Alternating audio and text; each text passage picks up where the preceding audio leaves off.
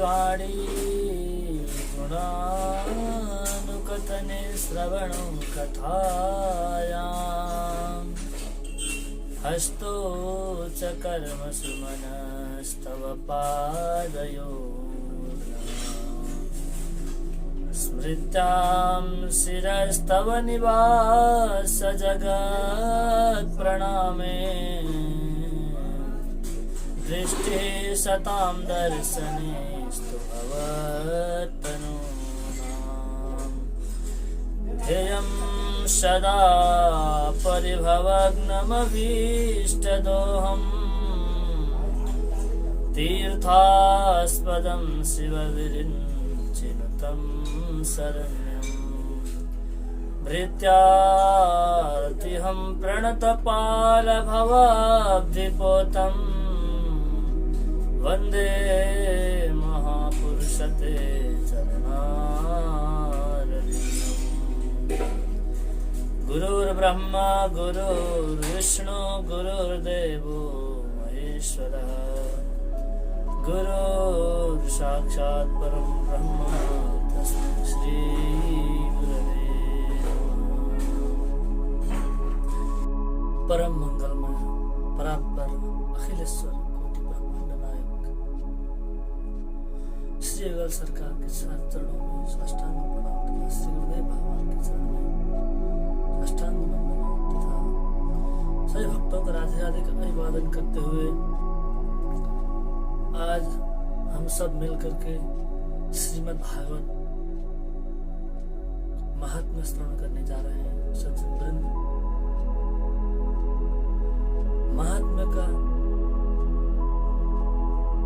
महात्म्य यानी श्रीमद् भागवत विशेष यानी विशेष क्या विशेष है इसमें? महिमा विशिष्टता क्या है श्रीमद् भागवत में और हमारे लिए क्यों आवश्यकता है श्रीमद् भागवत और श्रीमद् भागवत कथा का क्यों श्रवण करना चाहिए और इससे क्या लाभ होगा, क्या लाभ प्राप्त होगा, इसी के विषय में आज हम सब चर्चा करने जा रहे हैं। क्योंकि जब तक किसी चीज के बारे में हमें जानकारी नहीं होगी तब तक हमें उस प्रति रुचि नहीं बढ़ेगी। कुछ चीज के बारे में जानकारी मिलता है तभी तो हमें उस चीज के प्रति रुचि बढ़ती है कि वो कैसा होता है, ऐसा पता चल गया ऐसा होता है तो कहाँ से आया, क्या है इसमें, क्या है ये कैसे बनता है, ये आदि आदि प्रकार के रुचि भाव बढ़ जाते हैं। इसी प्रकार से श्रीमद् भागवत का महात्म्य श्रवण करने से भगवान में रुचि बढ़ जाती है, भागवत कथा श्रवण करने में रुचि बढ़ जाती है और आध्यात्मिक अपने जीवन को प्रकाशमय बनाने के लिए रुचि बढ़ जाती है। इसलिए श्रीमद् भागवत महात्म्य श्रवण करना अत्यंत जरूरी है। सज्जन, वैसे तो आप सबने श्रवण तो किया ही होगा, फिर भी छोटा सा प्रयास गुरुदेव भगवान की कृपा से, सेवा सरकार की कृपा से आप सबके सामने छोटा सा प्रयास कर रहा हूँ। आप सब श्रवण करें और अपने जीवन को कृतकृत्य बनाए, धन्य बनाए। सबसे पहले ग्रंथाकार से व्यास जी महाराज मंगलाचरण करते हैं कि यह जो मैं ग्रंथ लिख रहा हूँ ये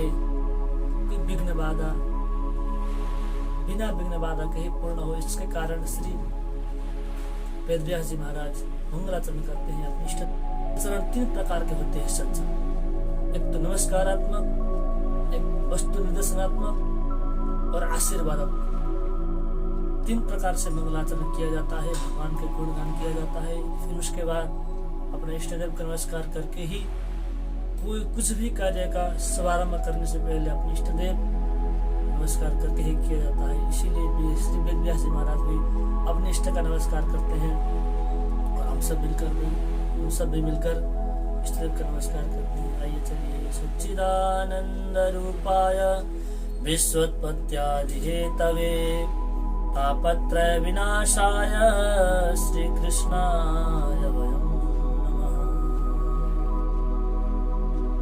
श्री कृष्ण भगवान को हम सब मिलकर नमस्कार करें। और यहाँ पर श्री कृष्ण ही क्यों लिखा गया? इसके अलावा श्री राघवाय वयम नमः भी तो यहाँ पर हो सकता है कि कोई छंद तो भंग नहीं होगा इससे, और श्री गोविंदाय वयम नमः भी हो सकता है, छंद भंग नहीं होगा। इसके विषय में आचार्य का बहुत सुंदर भाव है, आइए उसको श्रवण करते हैं। श्री का श्री यानी लक्ष्मी माता सहित स्वयं भगवान श्री कृष्ण हम सब मिलकर के नमस्कार करते हैं, क्योंकि कोई भी यदि माता को छोड़ करके केवल पिता का ही आराधना पूजा करता है तो उसका इष्ट सिद्धि तो हो सकता है। यदि केवल लक्ष्मी माता का ही पूजन करता है, भगवान का पूजन नहीं करता है, तो उसको बहुत धन संपत्ति तो प्राप्त हो जाएंगे। लक्ष्मी जी आएंगे, अपने वाहन में बैठ करके आएंगे और उसको बहुत सारा धन संपत्ति तो देंगे, और उसमें बुद्धि नहीं देंगे कि धन कहाँ खर्च करना है, क्या करना है, इसका ज्ञान वो नहीं देंगे। क्योंकि लक्ष्मी माता का वाहन है उल्लू। उल्लू में बैठ करके, उल्लू में सवार होकर के लक्ष्मी माता आती है। तो जब लक्ष्मी माता का सवार होता है तो साथ में उल्लू की तरह बना देती है, जिसको लक्ष्मी माता अपने भक्तों को उल्लू की तरह बना देती है कि उसको क्या करना है, क्या नहीं करना है, इसका उसको भान नहीं रहता है। जिस प्रकार से उल्लू को दिन में नहीं दिखाई देता है कि जब समय आता है उस समय क्या करना है, क्या नहीं करना है, उसको इस बात का जानकारी नहीं होता है। इसलिए कभी भी आराधना करें तो माता के साथ, भगवान के साथ श्री युगल सरकार के ही आराधना सेवा करें। श्री मर्यादा पुरुषोत्तम राम भगवान जी के साथ में श्री सीता माता के साथ मर्यादा पुरुषोत्तम राम भगवान की आराधना करें, और श्री राधे माता के साथ में श्री कृष्ण भगवान का आराधना करें। यानी आराधना, पूजा, उपासना करते वक्त समय हम सबको युगल सरकार का ही उपासना आराधना करनी चाहिए। क्योंकि जब हम युगल सरकार की उपासना करते हैं तो भगवान जब प्रसन्न होते हैं तो भगवान का वाहन है गरुड़, जिसके पंख से वेद की ऋचाएं उद्धृत होते हैं। वेदात बताते हैं वेदात्मा विहगेश्वरः, जिनके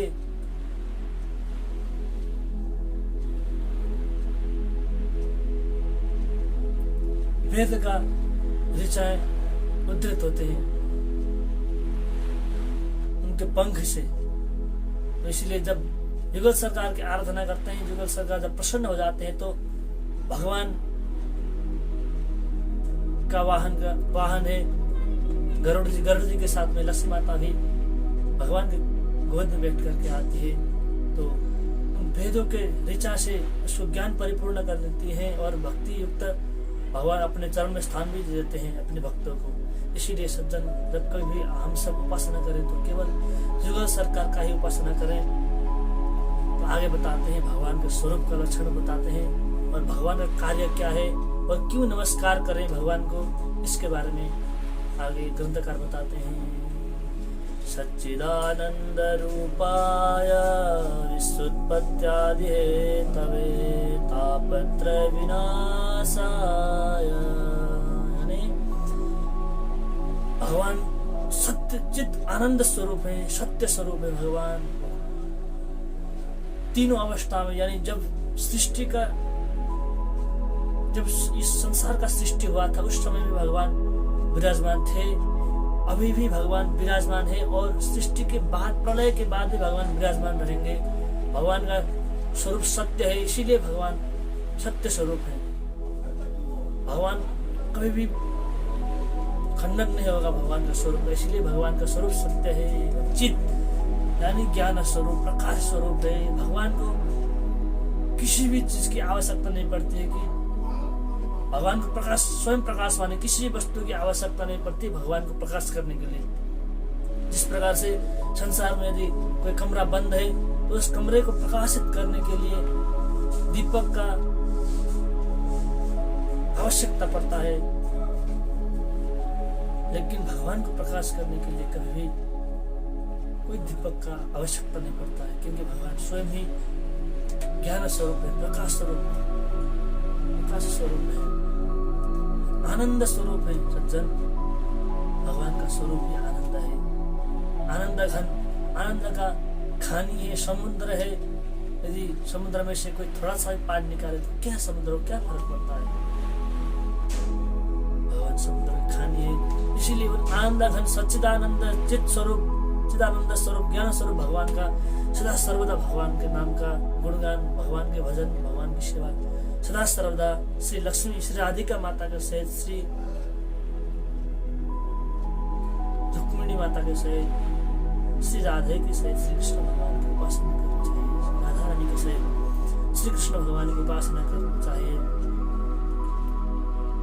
इस प्रकार से व्यास ग्रंथकर्ता महाराज वेद व्यास जी मंगलाचरण करते हैं और आगे बताते हैं, हम प्रव्रजन्तमनुपेतमपेत कृत्यं द्वैपायनो विरह कातराज्वहाव पुत्रेति तन्मयतया तरवोऽभिनेदो स्तं सर्वभूतहृदयं मुनिमानतोऽस्मि।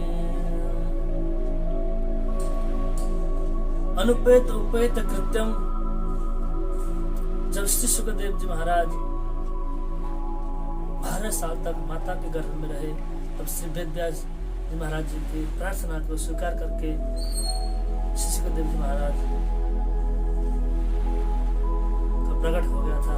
तो जिस समय श्री सुखदेव जी महाराज का जन्म हुआ, उसी समय श्री सुखदेव जी महाराज जन्म होते उसी क्षण भगवान श्री सुखदेव जी महाराज साल और नाल को अपने कंधे में डाल करके संन्यास लेने की भांति वन की ओर चल दिए। उस समय उनका जातो कर्म संस्कार यदि उनका उपनयन संस्कार, उनका नामकरण संस्कार, उपनयन संस्कार आदि कुछ संस्कार हुआ ही नहीं था।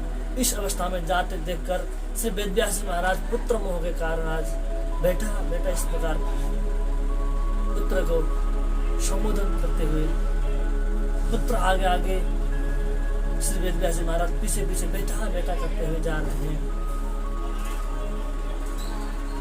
जब जा रहे थे तो जब वन में प्रवेश हो गए श्री सुखदेव जी महाराज, तब श्री सुखदेव जी महाराज जी की ओर से मानव वृक्ष ने यह कह दिया कि वेद व्यास जी महाराज, आप तो स्वयं भगवान के कला अवतार हैं। यदि आप भी इस प्रकार से पुत्र मोह में पड़ेंगे तो और संसारी जीव का तो कल्याण ही कैसे होगा। आप जैसे तपस्वी योगी यदि इस प्रकार से पुत्र मोह में पड़ेंगे तो और अन्य संसार लोगों का तो क्या होगा। इसीलिए आप जाइए, इस प्रकार का मानो श्री सुखदेव जी तन्मयता यानी संपूर्ण भूत चर अचर प्राणियों के हृदय में विराजमान करने वाले ऐसे श्री सुखदेव जी महाराज जी को प्रणाम, सुखदेव जी महाराज जी को प्रणाम करते हैं।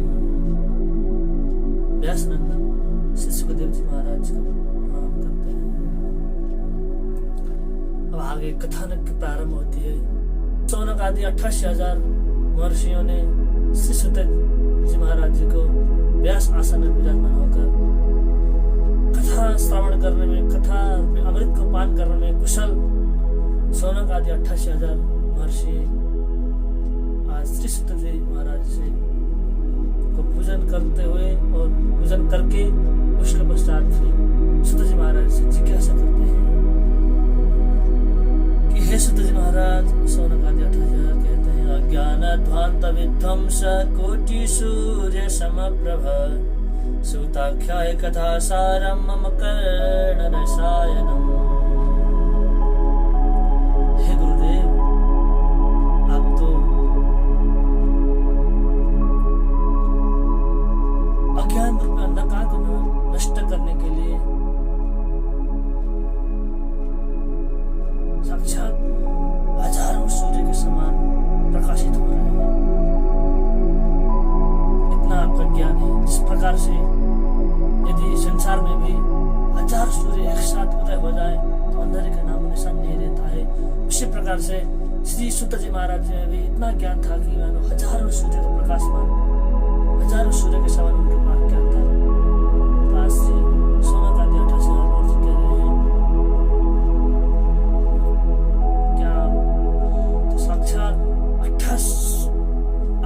साक्षात हजार सूर्य के समान प्रकाशित हो रहे हैं। इसी कारण हे सुत जी महाराज, हमारे कर्ण को प्रिय लगने वाला कर्ण प्रिय कथा का सार, यानी जो सार है, जो अवशिष्ट भागवत जो सार है, यानी जो अत्यंत विशेष, जिसमें मिठास है, जो अति विशेष रहता है, उसको सार कहा जाता है। यानी जिस प्रकार से दूध का दही, दही से मक्खन, मक्खन से घी सार हो जाता है, इसी प्रकार से संपूर्ण शास्त्रों के सार, उस सार को हमें बताइए जो हमारे कर्ण को प्रिय लगे और जिससे भक्ति, ज्ञान और वैराग्य का वर्धन हो और विवेक का वर्धन हो और माया मोह भगवान के भक्त वैष्णव वर्धन हो। जिस सार को श्रवण करने के बाद भक्ति का वृद्धि हो, ज्ञान का वैराग्य बढ़े, इस प्रकार कथा भी अमृत में पान कराइए। और इस घोर रूपी कलयुग में भगवान के भक्त किस प्रकार से माया और मोह को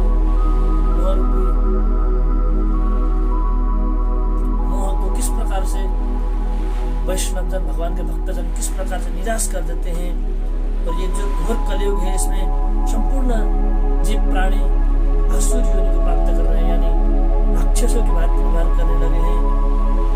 इस प्रकार के दुख को नष्ट करने के लिए कोई उत्तम साधन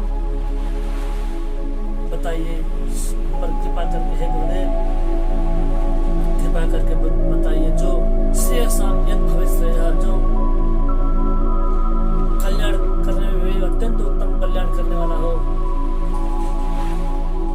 श्रेयसाम यत् भवेत् श्रेयः पावनानां च पावनम्, जो पवित्र में भी अत्यंत पवित्र हो और जिससे श्री कृष्ण भगवान को प्राप्ति करने वाला हो, और शाश्वत साधन जो नित्य साधन है उसको आप बताइए।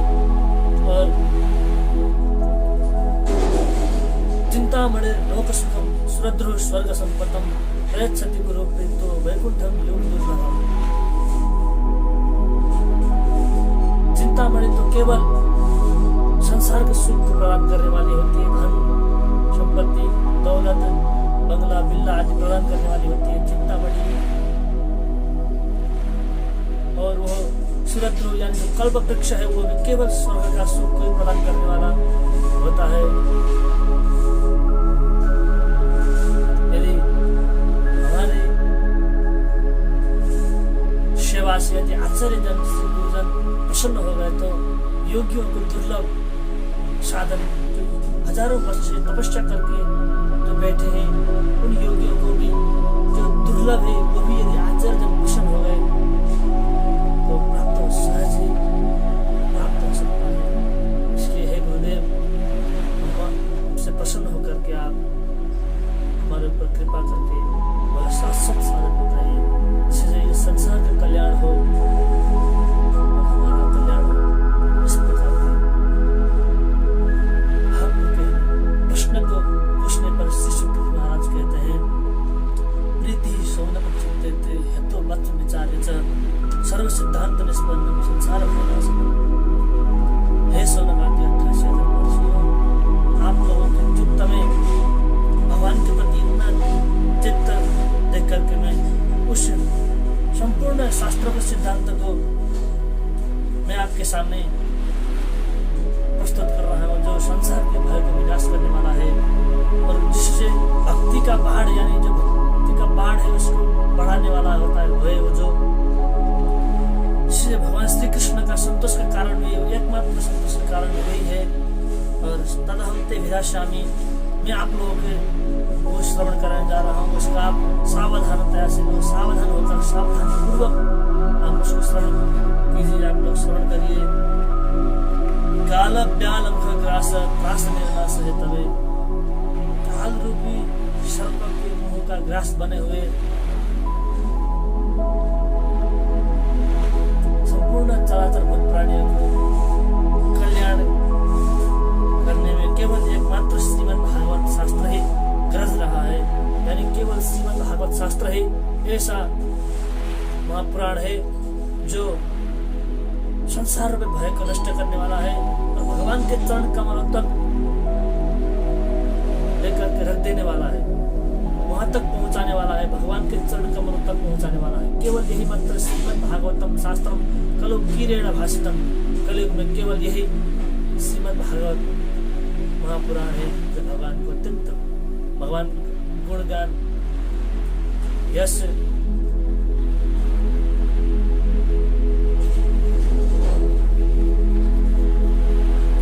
केवल श्रीमद् भागवत ही इस संसार में सागर से पार कराने वाला है। इसलिए सज्जन एतस्मात् अपरम किंचित मनः शुद्धेन विद्यते, इससे परे और कोई भी शास्त्र ऐसा नहीं है कि मन और वाणी को पवित्र करने वाला और कोई भी शास्त्र नहीं है। और यह केवल जन्मांतरे भवत पुण्यम तथा भागवतम लभेत,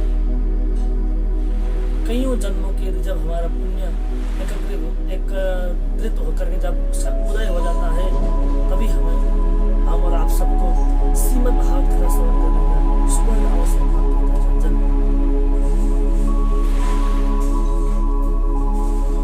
इसी के विषय में एक समय श्री सुखदेव जी महाराज सुखताल में जब श्री परीक्षित जी महाराज जी को कथा श्रवण करा रहे थे तो उसी समय स्वर्ग से देवता लोग हाथ में अमृत का घड़ा लेकर के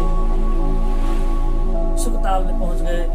सुधाकुमम दैत्य देवस्तत्र समागम, देवताओं का समागम हो गया वहां पर सुखताल में, जहाँ पर श्री सुखदेव जी महाराज परीक्षित जी को कथा श्रवण करा रहे थे।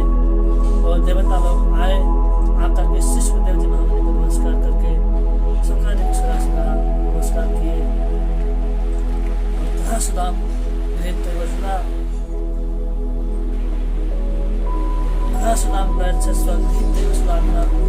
इस प्रकार से कहने लगे कि हे सुखदेव महाराज, यह श्री परीक्षित जी तो इनका देहांत तो होने ही वाला है, कि न इनको यह जो हम देवता स्वर्ग से लाए अमृत इनको देकर के आप हमें श्रीमद् भागवत रूपी कथा रूपी अमृत हमें पान करा दीजिए, पान कराइए हम सबको। इस प्रकार से विनिमय करते हैं आप हमें श्रीमद् भागवत रूपी कथा रूपी अमृत हमें पान कराइए और हम श्री सुखदेव राजा परीक्षित जी को जो अमृत पिलाएंगे।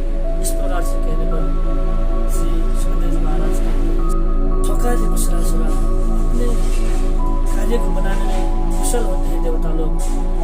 इसलिए आज स्वर्गलोक से हाथ में अमृत का घड़ा लेकर के आज कथा श्रवण करने के लिए श्री सुखदेव जी महाराज से आग्रह कर रहे हैं कि श्री सुखदेव जी महाराज यह जो अमृत है, यह अमृत परीक्षित जी राजा परीक्षित को पान कराइए और इसके बदले में हमें श्रीमद् भागवत कथा रूपी अमृत हमें पिलाइए। इस प्रकार से श्री सुखदेव जी महाराज कहते हैं,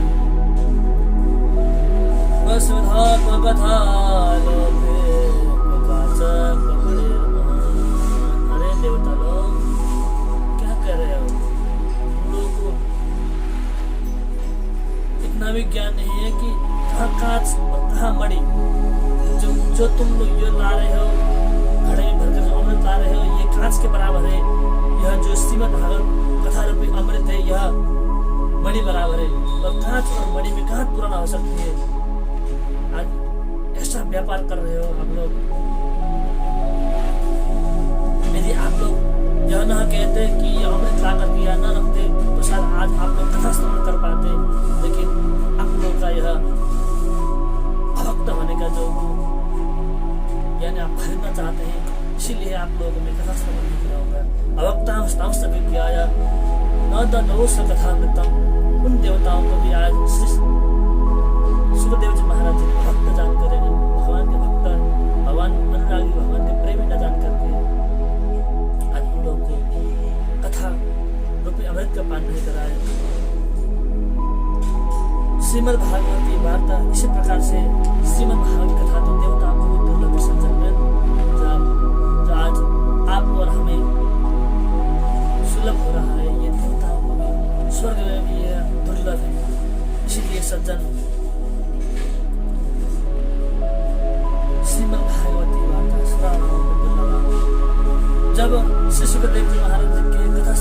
करने से श्री राजा परीक्षित का जन्म हुआ। इस घटना को देख करके ब्रह्मा जी ने आश्चर्यचकित हो गए।